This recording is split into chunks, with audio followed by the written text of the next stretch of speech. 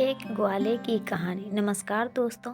एक ग्वाला रोज गाय को चराने बाहर जंगल में जाता था। जंगल में एक संत का आश्रम था।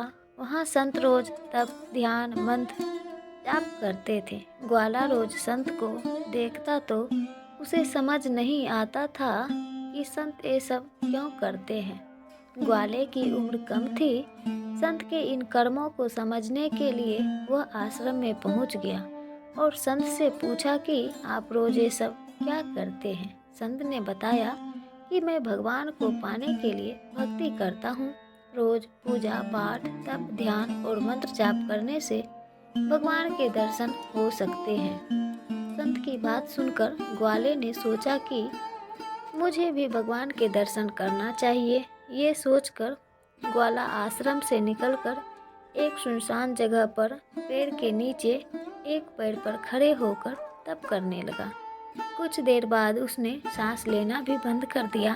ग्वाले ने सोचा कि जब तक भगवान दर्शन नहीं देंगे मैं ऐसे ही रहूँगा।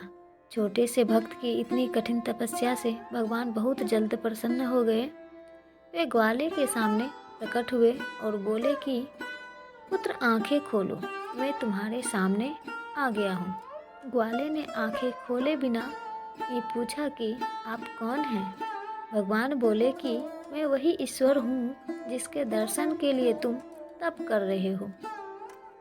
ये सुनकर ग्वाले ने आंखें खोल ली, लेकिन उसने ईश्वर को कभी देखा नहीं था। वह सोचने लगा कि क्या यही वो भगवान है। सच जानने के लिए उसने भगवान को एक पेड़ के साथ रस्सी से बांध दिया। भगवान भी भक्त के हाथों बंध गए। ग्वाला तुरंत दौड़कर उस संत के आश्रम में पहुंचा और पूरी बात बता दी।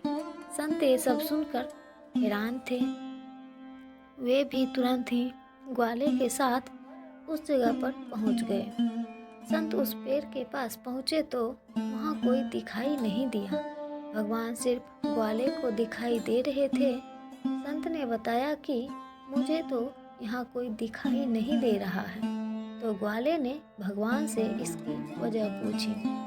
भगवान ने कहा कि मैं उन्हीं इंसान को दर्शन देता हूँ जो निस्वार्थ भाव से मेरी भक्ति करते हैं। जिन लोगों के मन में कपट स्वार्थ लालच होता है उन्हें मैं दिखाई नहीं देता।